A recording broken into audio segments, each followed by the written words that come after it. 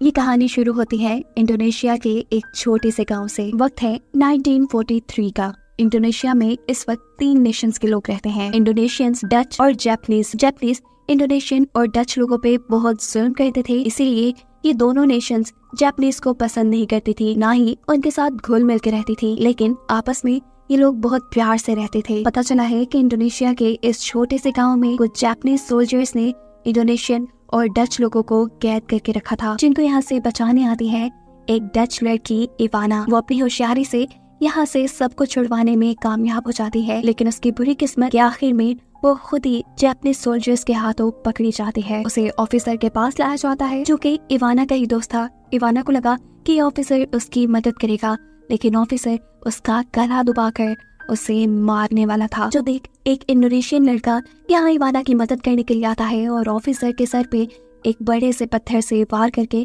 उसे बचाकर यहाँ से ले जाने लगता है। ये लड़का भी इवाना का ही दोस्त था और जापानीज सोल्जर की कैद में था। अभी इवाना की वजह से ही छूटा था।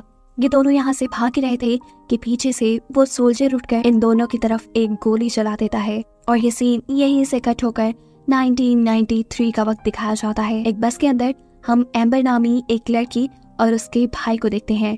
पता चला है कि उसके पेरेंट्स की एक कार एक्सीडेंट में मौत हो गई है और उसी एक्सीडेंट की वजह से वो भी अब ठीक तरह से देख नहीं पाती। उसे सब कुछ धुंधला दिखाई देता है, इसीलिए एम्बर का भाई हमेशा उसका ख्याल रखने के लिए, उसको गाइड करने के लिए उसके साथ रहता है। कुछ ही देर में एम्बर अपनी मंजिल पे पहुंच जाती है। यह उसके दोस्त एगस का घर था, जिसे देखने पे पता चलता है कि ये तो वही बिल्डिंग है जहां आज से कई साल पहले जापानीज लोगों ने इंडोनेशियन लोगों को कैद करके रखा था। एगस एम्बर और उसके भाई को घर के अंदर ले जाता है, अपनी फैमिली से मिल पाता है, जो सभी एम्बर और उसके भाई से मिलकर बहुत खुश थे। कुछ ही देर बाद एम्बर का भाई एगस के ग्रैंडपा के साथ गेम खेलने लग जाता है और खेलते खेलते उनकी डिश यहाँ करीब ही एक छोटे से घर की खिड़की के अंदर गिर जाती है। ये लोग उसे लेने के लिए उस घर में जाते हैं। एम्बर भी वहाँ जाती है। घर बहुत पुराना था। जब एम्बर आगे जा रही थी तो अचानक ही फ्लोर की लकड़ियाँ टूट जाती हैं और एम्बर बेसमेंट में जाकर गिरती है। उसकी मदद करने को फौरन उसके भाई और उसका दूसरा साथी यहाँ आते हैं और उन्हें ये जगह काफी इंटरेस्टिंग लगती है। इधर से ही उन्हें एक अजीब सा बॉक्स मिलता है, जिसे लेकर वो अपने घर आ जाते हैं। उन्होंने एक स्टैचू भी देखा था जिसका सर नहीं था। घर आने पर जब ये बॉक्स खोलते हैं तो उसके अंदर से उन्हें सबसे पहले डायरी मिलती है, जो इवाना की डायरी थी, यानी उसी लड़की की जिसे हमने मूवी के पहले सीन में देखा था। डायरी में लिखा था कि इवाना के पेरेंट्स किसी न किसी हादसे में मारे गए थे। वो घर भी इवाना का था और ये बॉक्स भी। बॉक्स के अंदर जो इन्हें कैसेट मिली, जब ये लोग उसे चला के देखते हैं तो उसमें एक बहुत ही अच्छा सॉन्ग था। सबको पसंद आया और सभी डांस करने लगे। डांस करते करते अचानक ही घर की लाइट चली गई और कुछ करने को था नहीं, तो ये लोग सोने के लिए चले जाते हैं अपने घर पे बहुत सी कैंडल्स जलाकर।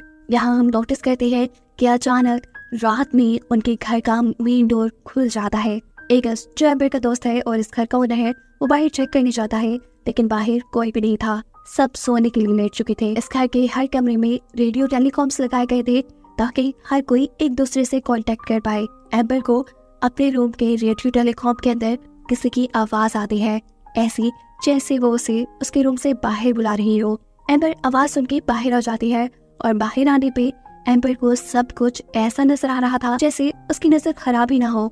यहाँ उसके सामने जैसे एक फिल्म चलने लगी थी। उसे वो वक्त नजर आ रहा था जिस वक्त में इवाना अपने साथियों को बचाने के लिए इस घर में आई थी, यानी आज से कई साल पहले का वक्त। पता चलता है कि कहानी के पहले सीन में जहाँ जापानीज ऑफिसर ने इवाना और उसके फ्रेंड की तरफ गोली चलाई थी, तो वो असल में इवाना के फ्रेंड को लग गई थी। उसकी जान बचाने के लिए इवाना दोबारा उसे इसी घर के अंदर ले आई।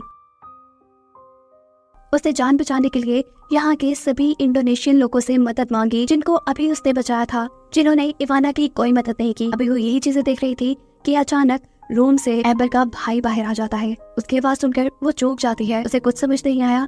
वो रूम में वापस जाकर लेट गई। ये सब उसका वियन था। रात में दोबारा उनके घर के दरवाजे खुले। इस टाइम पर उनका म्यूजिक प्लेयर भी चलने लगा था, जिसकी आवाज एगस की ग्रैंडमा को आती है। इसे बंद करने के लिए जब वो बाहर आई तो उन्हें अपने घर पे सर कटा स्टैचू दिखा, वही स्टैचू जो हम इनके साथ वाले घर की बेसमेंट में देख चुके थे। इसे देखते ही ग्रैंडमा डर कर वहाँ से भाग जाती हैं। वो वॉशरूम में अपने आप को लॉक कर चुकी थी, लेकिन जो कोई भी था वो उनसे पहले ही वॉशरूम में आ चुका था। वो पीछे से ग्रैंडमा के सर को पकड़ लेता है। ग्रैंडमा को नजर आते हैं तो बहुत ही खौफनाक से हाथ जो एकदम से उनकी गर्दन को उसके सर से अलग कर चुके थे और ऐसे ग्रैंडमा मारी जा चुकी थी। आज ईद का दिन था, सब लोग जल्दी उठ गए थे। सभी देखते हैं कि उनके घर के बिल्कुल दरमियान में वही स्टैचू रखा है जिसे वो बेसमेंट पे छोड़ आए थे। एगस को लगा कि उसका भाई शरारत में उनके साथ प्रैंक करने के लिए ये स्टैचू यहाँ ले आया है। इस पे लोग ध्यान नहीं देते।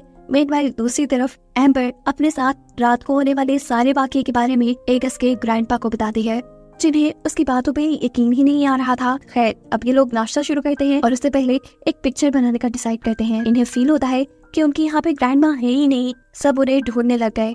उन्हें ढूंढते ढूंढते एम्बर एक बाथरूम के पास आ गई। उसे सब धुंधला नजर आ रहा था। उसने महसूस किया कि ग्रैंडमा के सर को उसकी बॉडी से अलग करके बहुत ही बुरे तरीके से मारा गया था। ये सब महसूस करके वो डर गई। उसे जोर से चीख मारी। उसकी आवाज से सब यहाँ आते हैं और ग्रैंडमा की ऐसी हालत देखकर बहुत ज्यादा डर जाती हैं। ये काम कौन कर सकता था? केस को सॉल्व करने के लिए वो पुलिस को बुलाते हैं, लेकिन पुलिस भी बॉडी की ऐसी हालत देखकर घबरा चुकी थी। इस टाइम तो बॉडी के ऊपर बहुत से कीड़े भी चढ़े हुए थे। उससे डर कर वापस गाड़ी में बैठ जाते हैं और अपनी फोर्स को बुलाने के लिए कांटेक्ट करते हैं। वो यहाँ से खुद भी जाना चाहते थे, लेकिन बारिश की वजह से कुछ भी नहीं कर पा रहे थे। देखते ही देखते रात हो गई और आधी रात में दोबारा एम्बर को म्यूजिक चलने की आवाज आई। जैसे ही वो म्यूजिक प्लेयर के पास आती है तो इस वक्त दोबारा उसे सब क्लियर नजर आने लग जाता है और इवाना की कहानी एक मर्तबा फिर कंटिन्यू होती है। दिखाया जाता है कि इवाना जिन इंडोनेशियन लोगों को यहाँ बचाने आई थी, वही इंडोनेशियन लोग इवाना को इस लड़के से अलहदा कर देते हैं। वो तो उनसे मदद मांग रही थी, लेकिन यहाँ उल्टा इंडोनेशियन लोग ही उसे जोर जोर से मारते हैं। आज इवाना के साथ जो कुछ भी हो रहा था, यहाँ प्रेजेंट में एम्बर के साथ घर के सभी लोग देख पा रहे थे। इवाना की दर्द भरी आवाजें और लोगों का ये मारना सब सुन पा रहे थे। सिर्फ यही नहीं, दीवार पे आए शेडो में उन्हें ये सब नजर भी आ रहा था। ये मारने वाले इंडोनेशियन लोग अब इवाना को जापानीज सोल्जर्स के हवाले कर देते हैं। उन्होंने अपने ही हमदर्द के साथ धोखा किया था। जापानीज सोल्जर भी यहाँ इवाना को खूब टॉर्चर करते हैं, अपनी गन से मारते हैं और गुस्से में इवाना सभी लोगों को कहती है, देखना मेरा हिसाब यही पूरा नहीं होगा। मैं अपने खून के एक एक कतरे का बदला लेने के लिए वापस जरूर आऊंगी और हर इंडोनेशियन और डच लोगों को मारकर अपने खून की प्यास बुझाऊंगी। ये बातें सुनकर जापानीज सोल्जर को गुस्सा आ जाता है और वो अब इवाना के ऊपर ऐसा बुरा हमला करता है कि उसका सर बॉडी से अलग हो गया। शैडो देखने वाले एम्बर और यहाँ सारे लोग ये देखकर डर गए। इन्होंने देखा कि जापानीज सोल्जर ने इवाना का सर उठाकर बाहर कुएं में फेंक दिया था, जबकि इवाना का जख्मी बॉयफ्रेंड इवाना की बॉडी को जैसे तैसे उठाते हुए यहाँ साथ वाले छोटे से बने घर की बेसमेंट पे ले गया। इवाना की लाश को छुपाने के लिए उसने बहुत सी मिट्टी इवाना के ऊपर लगा दी ताकि सबको लगे कि ये एक स्टैचू है। उसके बाद कपड़ा ढक के वो यहाँ से बाहर निकल आया। वो जापानीज सोल्जर से अपनी दोस्त इवाना का बदला लेना चाहता था, लेकिन वो जख्मी था, ज्यादा कुछ नहीं कर पाया।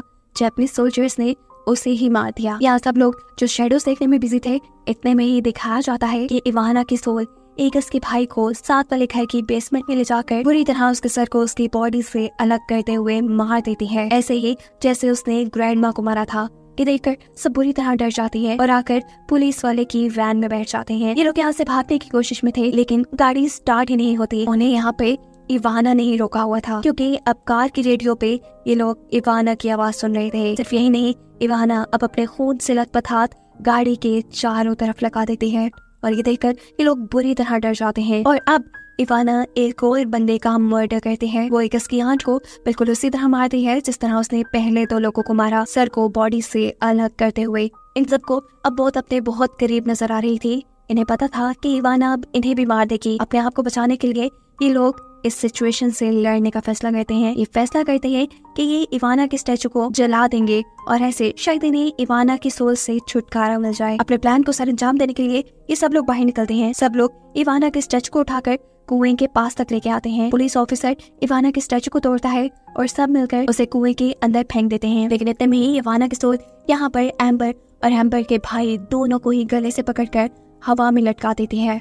इन दोनों को बचाने के लिए उनके साथी ने इवाना की सोल के ऊपर पीछे से एक हथौड़े से वार किया, जिसकी वजह से इवाना की सोल के हाथ से ये दोनों ही छूटकर कुएं में गिर गए। यहाँ ऊपर से पुलिस वाला इनके पास एक लाइटर फेंकता है ताकि ये लोग इवाना की बॉडी को जला सके। इवाना, जिसे नजर बहुत कम आता था, वो बहुत ही मुश्किल से यहाँ पे लाइटर ढूंढ पाती है और जैसे ही उसे लाइटर मिल जाता है, इससे पहले कि वो इवाना की बॉडी को जला पाती, यहाँ कुएं के अंदर भी इवाना की सोल आकर उसके गले को पकड़ लेते हैं। यानी वो भी अब एम्बर का गला तोड़कर उसे मारने वाली थी, पर वक्त रहते ही यहाँ ये लाइटर एम्बर का भाई पकड़ लेता है और वो यहाँ पे इवाना की लाश को आग लगा देता है। दिखाया गया कि इवाना की सोल जल गई, शायद वो आजाद हो गई थी और फाइनली इन दोनों की जान उससे बच गई थी। इनकी जान बच गई थी, लेकिन ये लोग ज्यादा देर यहाँ नहीं रह सकते थे। सुबह होते ही ये सब अपनी पैकिंग करके यहाँ से निकल जाते हैं। एम्बर यहाँ इवाना की एक फोटो अपने पास रख लेते हैं। उनके इस घर से निकलने के बाद हम देखते हैं कि इस घर का म्यूजिक प्लेयर खुद ब खुद चल गया। साफ मतलब था कि खतरा पूरी तरह टला नहीं। या तो इवाना नहीं मरी या फिर इवाना के बॉयफ्रेंड की रूह अभी उसका बदला लेने के लिए यहीं कहीं रहती है। आगे क्या होने वाला था कोई नहीं जानता। इसी मिस्ट्री के साथ ये कहानी यही खत्म हो जाती है।